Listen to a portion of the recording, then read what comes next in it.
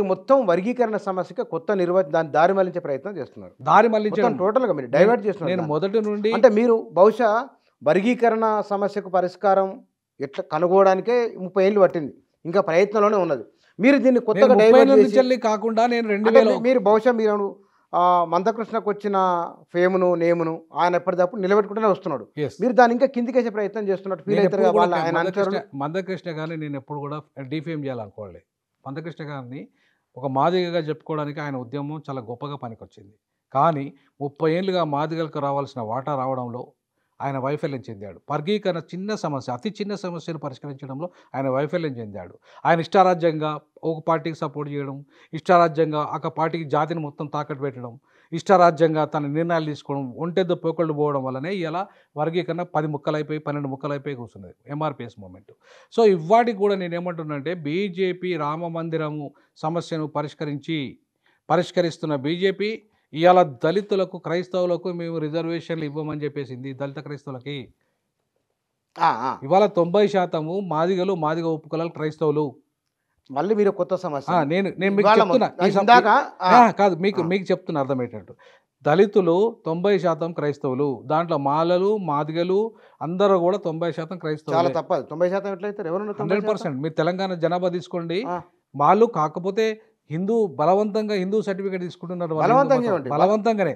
ఎందుకంటే మాకు reservation, for example నన్ను తీసుకోండి, నేను ప్రొఫెసర్ ఎట్లయినా హిందూ మత సర్టిఫికేట్ ద్వారా అయినా. యాక్చువల్గా నేను క్రైస్తవుని, మా అమ్మ నాకు యేసుపాదం అనే పేరు పెట్టింది. మందకృష్ణ మాదిగ క్రైస్తవుడు, మంద ఏలి అయిన పేరు. ఆర్ఎస్ ప్రవీణ్ కుమార్ క్రైస్తవుడు, అట్లాగే విశారదన్ క్రైస్తవుడు. వీళ్ళంతా క్రైస్తవులు. ఎన్నడైనా చెప్పుకుంటున్నారు ధైర్యంగా? ఎందుకు చెప్పుకోలేకపోతున్నారు క్రైస్తవులుగా అంటే ఇవాళ బలవంతంగా ఈ మొత్తం దళితులంతా కూడా క్రైస్తవ మతంలో క్రైస్తవులు అంటే ఇప్పుడు ఎప్పుడోసారి చర్చికి వెళ్ళడం వేరు, రాజకీయ నాయకులు చర్చిలకు పోతారు, అన్నిట్లోకి వెళ్తారు. అట్లా నేను ఏమంటున్నా బ్రదర్, ఇప్పుడు మీరు ఒకటే అది దానికి కొంత లింక్. మీరు క్లమ్జీ చేస్తున్నారు. క్లమ్జీ కాదండి, వాస్తవాలు చెప్తున్నా. వాస్తవాలను గ్రహించడం అనేది ఇవాళ మీడియా పట్టించుకోవట్లేదు, కేంద్ర రాష్ట్ర ప్రభుత్వాలు పట్టించుకోవడం లేదు. కాబట్టి దళితుల సమస్య వాళ్ళు క్రైస్తవులు కాదు, మీరైతే క్లైమ్ చేస్తారు. ఎవరు క్రైస్తవులు గారు? మీరు చెప్పిన ముగ్గురు ఎందుకు కాదంటున్నానంటే క్రైస్తవులు అని చెప్పేసి వాళ్ళే ఇవాళ మందకృష్ణ మాదిగ గారు క్రైస్తవుడు అని ఆయన చేతి మీదే క్రీస్తు సిలువ ఉంటుంది. ఆయన ఇంట్లో పోతే మొత్తం యేసుక్రీస్తు బొమ్మలు ఉంటాయి. ఆయన మొత్తం ఆయన కొడుకు పాస్టర్. ఇది మందకృష్ణ మాదిగ పెద్ద కొడుకు పాస్టర్. అంటే క్రైస్తవుడా కాదా? క్రైస్తవ ఫ్యామిలీ కాదా వాళ్ళది? సో కాబట్టి ధైర్యంగా క్రైస్తవుడు అని చెప్పుకునే పరిస్థితి ఇవాళ లేదు వాళ్ళకి. ఎందుకు లేదంటే ఇవాళ రిజర్వేషన్లు రద్దు అవుతాయి, బీసీసీ కోటా కింద పోవాలి. 15% ఉన్న రిజర్వేషన్లు కాస్త 1% పడిపోతుంది. 1% పడిపోతే ఎందుకు పడిపోతుంది? మీరు ఇప్పుడు దళితులలో ఉన్న కొద్దిమంది పోయినంత మాత్రం ఎందుకు పడిపోతుంది? 100% మీరు చూసుకోండి, దళితులలో 90% క్రైస్తవులే. ఇప్పటికే ఛాలెంజ్ చేసి చెప్తున్న కేంద్ర రాష్ట్ర ప్రభుత్వాలకి, మొన్న రిజర్వేషన్ తీసేయమని చెప్తున్నాను. నేనేమంటున్నా కాదు, ఛాలెంజ్ చేసి చెప్తున్నా కేంద్ర రాష్ట్ర ప్రభుత్వాలకి, మీరు జనాభా లెక్కలు ఇప్పుడు సెన్సెస్ తీస్తున్నారు కదా, సెన్సెస్లో దళితులు ఎవరైతే ఉన్నారో క్రైస్తవులుగా మారిన వాళ్ళని, వాళ్ళ మతాన్ని కాదు ఇటునండి. ఒక మాట నేను మీ దగ్గరికి వస్తాను. నేను అంటే వర్గీకరణ సమస్యకు 30 ఏళ్ళుగా ఉద్యమం జరుగుతున్నా సరే అది 371D దగ్గర తెచ్చి ఆపారు మీరు. అసలు ఇక్కడ దళిత క్రైస్తవ సమస్య అనేది భారతదేశంలో భారతీయ కుల వ్యవస్థ ద్వారా, కొంతమంది అక్కడక్కడ వీడియోలో చెప్తున్నారు, కుల వ్యవస్థ వలన ఇబ్బంది పడిన ఆరోపించబడుతున్నదో చెప్పబడుతున్నదో అంటున్నారు కొందరు. బహుశా వాళ్ళకు తెలియకనో ఇతను అమాయకంగానో మాట్లాడో తెలియదు ఆ విషయం. కానీ కుల వ్యవస్థ కారణంగానే దళితులకు దూరంగా ఉంచబడిన మాట వాస్తవం. వాళ్లకు భారత రాజ్యాంగం ఏమని హామీనిచ్చింది? ఈ హిందూ వ్యవస్థలో ఉన్న కులము మిమ్మల్ని ఇబ్బంది పెట్టింది కాబట్టి రాజకీయంగా ఉద్యోగాల పరంగా ఎదగండి అని ఒక అవకాశం ఇచ్చింది. కానీ మేము మతం మారుతాము, అయినా మేము తీసుకుంటాము దీన్ని, అటు మతం మారిపోయి రిజర్వేషన్ అక్కడ కూడా రాయితీలు పొందుతాం, మేము సమాజంలో మేము బీసీసీగా మళ్ళీ సామాజిక హోదా ఎంజాయ్ చేస్తాము అని చెప్పడం అనేది ఏం న్యాయమేనా? ఇది అదే అంటున్నా. నేను కూడా నువ్వు అడుగుతున్న ప్రశ్నే నేను కూడా అడుగుతున్నా. ఏమంటే ఇలా అగ్రవర్ణాలు ఓసీలు ఉన్నారు, వాళ్ళకు 10% రిజర్వేషన్ ఇచ్చారు. వాళ్ళ యొక్క సర్టిఫికేట్లో, కులం సర్టిఫికేట్లో వాళ్ళ కులం ఉంటుంది, మతం సర్టిఫికేట్లో క్రైస్తవుడు అని ఉంటుంది. మతం మారిన క్రైస్తవులకి, ఓసీ క్రైస్తవులకి. బీసీలు తీసుకోండి, వాళ్ళ మతం మారితే వాడికి క్రైస్తవుడు అనే మతం ఉంటుంది, ప్లస్ వాడి రిజర్వేషన్ 27% అమలు అవుతుంది. అట్లాగే ఎస్టీలు తీసుకోండి, వాడు క్రైస్తవుడు అయితే వాడికి వాడి మతం కాడ క్రైస్తవుడు అని ఉంటుంది, రిజర్వేషన్లు 7.5% అమలు చేసుకోవచ్చు. మరి దళితుడు క్రైస్తవ మతం మారితే వాడికి హిందూ మతం అనే సర్టిఫికేట్ ఎందుకు ఇవ్వాలి?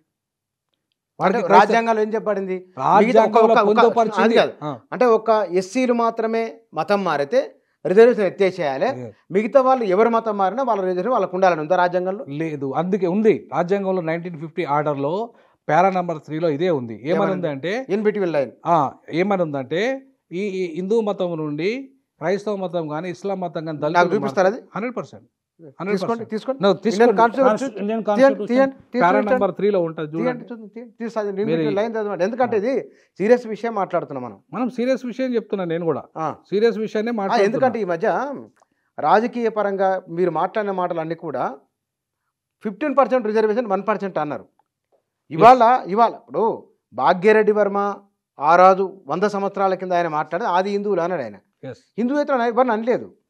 అక్కడక్కడ క్రైస్తవ మిషనరీలు వచ్చిన దగ్గర జిల్లా కేంద్రంలో కొంతమంది దళితులు కొంతమంది బీసీలు ఏమన్నా వెళ్ళిండి వచ్చినవే, కానీ మెజారిటీ వాళ్ళు హిందూ మతంలోనే ఉన్నారు కదా.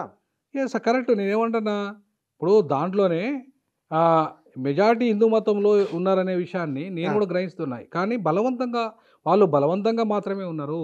వాళ్ళు ఎప్పుడు ఆ బలవంతం అది వేరు, మళ్ళీ అది వేరు. వాళ్ళు హిందూ మతంలో ఉన్నారా లేదా అనేది ఇంపార్టెంట్. నేనేమంటానంటే, నువ్వు అరే బాబు నిన్ను జైల్లో వేస్తా లేకపోతే ఇప్పుడు బలవంతంగా ఎట్లా అంటున్నానంటే, హిందూ మతంలో ఉంటే రిజర్వేషన్ ఉంటాయి, హిందూ మతం లేకపోతే నీకు రిజర్వేషన్ రద్దు అవును అన్నప్పుడు వాడు ఏం చేస్తాడు? ఒక దళితుల విషయంలో ఎందుకు అంటున్నా, అదే అంటున్నా, వివక్షత అంటున్నా, చూపిస్తున్నా. అదే దాని గురించే, అది ఓపెన్ అయితే లేదు, అందుకే దాని గురించే నేను వెతుకుతున్నా. ఇగోండి మీరు చదవండి, చదవండి. ఇగో నాట్ విత్ పారా నెంబర్ 3లో ఇది presidential order 1950 New Delhi, ministry of law notification New Delhi on 10th August 1950లో వచ్చింది ఇది. ఓకే. సో ఆ ఆర్డర్లో ఏముందంటే పారా నెంబర్ 3 చదువుతా మొత్తం కాకుండా, notwithstanding any contained paragraph 2, no person who profess a religion different from Hinduism shall be deemed to be a member of schedule caste. అంటే schedule కులాల నుండి ఎవరైతే హిందూ మతం నుండి పోతారో వాడు షెడ్యూల్ కులం కాదు, వాడికి రిజర్వేషన్లు అనేటివి రావు. ఇది క్లియర్గా చెప్తుంది ఇక్కడ. అట్లాగే ఇప్పుడు సిక్కులో ఉన్న వాళ్ళకి రిజర్వేషన్లు తర్వాత వచ్చినాయి, బౌద్ధంలో ఉన్న వాళ్ళకి రిజర్వేషన్లు వర్తించినాయి, ఎందుకంటే అది హిందూ మతంలో భాగం అని చెప్పారు కాబట్టి, హిందూ మతంలో భాగం కాబట్టి ఈ రెండింటికి వర్తించినాయి. క్రైస్తవ ఇస్లాం మతం హిందూ మతంలో భాగం కాదు కాబట్టి విదేశీ మతాలు అని చెప్పేసి అంటున్నారు కాబట్టి అవి వర్తించే. నిజాలన్నప్పుడు మరి ఓసీలకు కూడా వర్తించాలి కదా. ఇది నిజమైనప్పుడు ఓసీ రిజర్వేషన్ రద్దు కావాలి, అది నిజమైనప్పుడు బీసీ రిజర్వేషన్ రద్దు కావాలి.